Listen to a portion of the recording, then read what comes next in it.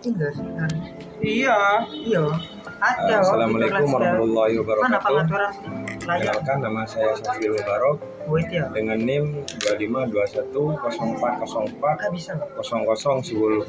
Biasanya Ini saya akan menjelaskan tentang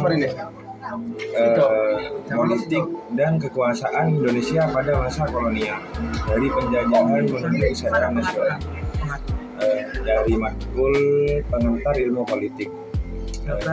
Pernah gak sih kalian berpikir tentang kenapa Indonesia bisa dijajah begitu lama, dan gimana sebenarnya sistem politik dan kekuasaan yang dijalankan oleh bangsa penjajah di negeri kita dulu? Nah, kali ini kita akan bahas tentang politik dan kekuasaan Indonesia pada masa kolonial, dari awal kedatangan bangsa Eropa sampai munculnya kesadaran nasional.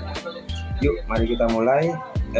Bagian 1, awal kedatangan bangsa Eropa. Semuanya berawal dari akhir abad ke-15. Bangsa-bangsa Eropa seperti Portugis, Spanyol, Inggris, dan Belanda mulai berlayar jauh mencari rempah-rempah. Sesuatu yang waktu itu dianggap lebih berharga dari emas. Tujuan utama mereka adalah perdagangan. Tapi keinginan untuk menguasai wilayah dan mendapatkan keuntungan lebih besar membuat mereka campur tangan dalam politik lokal di Nusantara. Portugis adalah yang pertama datang sekitar tahun 1511 Masehi dan menguasai Malaka. Mereka juga sempat masuk ke wilayah timur Indonesia seperti Maluku. Namun tak lama kemudian Belanda datang dan mengambil alih perang itu.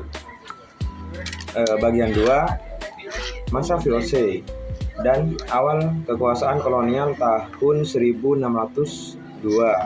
Belanda mendirikan VOC, Verenigde Oost-Indische Compagnie, atau perusahaan India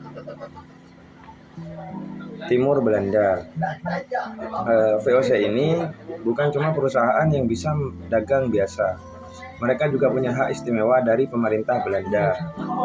Misalkan boleh mencetak uang, membuat perjanjian, bahkan berperang.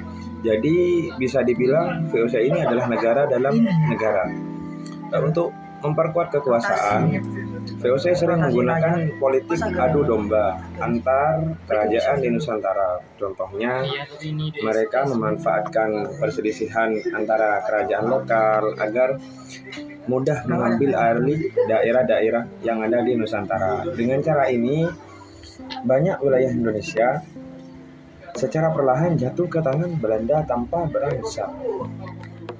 Tapi korupsi dan kebijakan yang sewenang-wenang membuat VOC bangkrut pada tahun 1799. Nah, sejak itu kekuasaan diambil alih langsung oleh pemerintah kerajaan Belanda. Bagian 3, masa pemerintah kolonial Belanda setelah VOC bubar. Indonesia resmi menjadi koloni Belanda. Belanda kemudian mengatur sistem pemerintahan yang lebih terstruktur untuk mengendalikan wilayah Nusantara.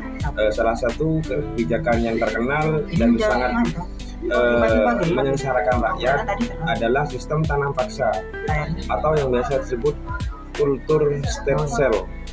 Nah, tanam paksa tersebut diperkenalkan oleh Gubernur Jenderal Johannes van der Goes pada tahun 1830.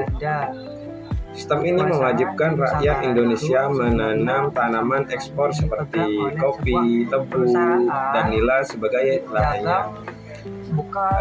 Hasilnya dikirim ke Belanda dan keuntungan besarnya masuk kas kerajaan, sementara rakyat Indonesia menderita kelaparan dan kemiskinan. Sistem politik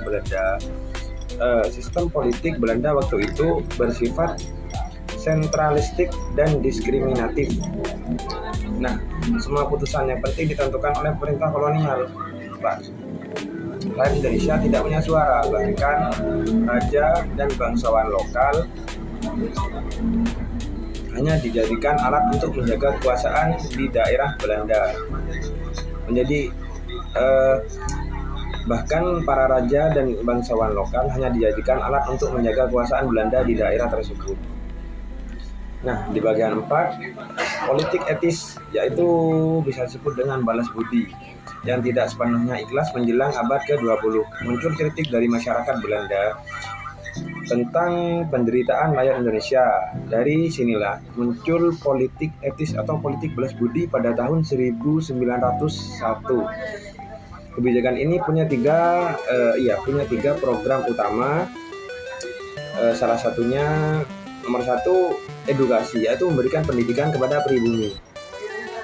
Memberikan pendidikan ya berupa sekolah-sekolah atau apalah hal-hal yang bersangkutan dengan pendidikan.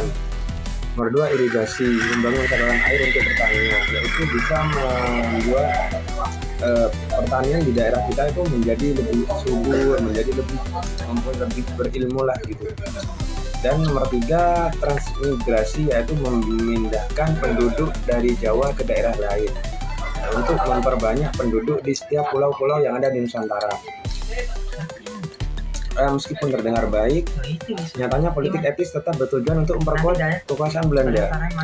Sekolah yang dibuka hanya untuk kalangan tertentu, misalkan untuk hanya orang-orang elit, dan pendidikan yang diberikan tidak membuat rakyat bebas, malah menciptakan tenaga kerja terdidik untuk kepentingan kolonial, bukan untuk kebersamaan dalam masyarakat Indonesia lah gitu.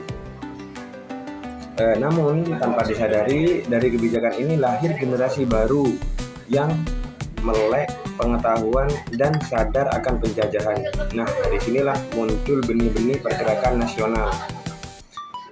Di bagian 5, kebangkitan nasional dan akhir-akhir kekuasaan kolonial. Awal abad ke-20 menjadi masa penting bagi sejarah Indonesia. Tahun 1908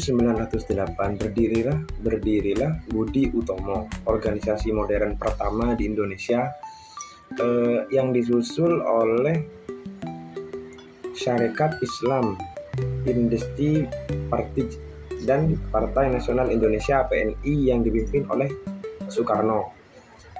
Gerakan-gerakan inilah mulai membentuk hak politik dan kemerdekaan, bukan hanya sekedar reformasi kecil. Kekuasaan Belanda mulai goyah, apalagi ketika Perang Dunia II pecah dan Jepang masuk ke Indonesia pada tahun 1942.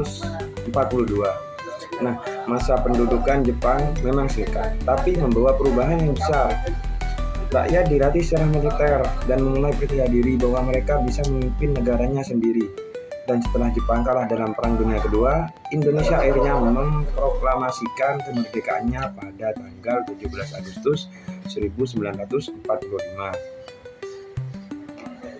Nah, jadi selama masa kolonial, sistem politik dan kekuasaan di Indonesia selalu dikendalikan oleh bangsa asing yang berusaha mempertahankan dominasinya. Tapi di balik penindasan itu muncul kesadaran nasional, semangat perjuangan, dan rasa cinta tanah air yang membara di dada para pejuang.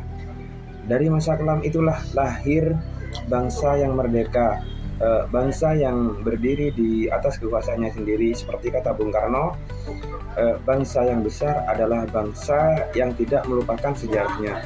Itulah kisah penting politik dan kekuasaan pada masa kolonial dari penjajahan menuju kemerdekaan. Semoga kita bisa terus menghargai perjuangan para pendahulu dan kemerdekaan ini dengan penuh semangat. Nah, cukup sekian penjelasan dari materi politik ini. Saya Syafir Mubarok, maaf jika ada kesalahan. Assalamualaikum warahmatullahi wabarakatuh.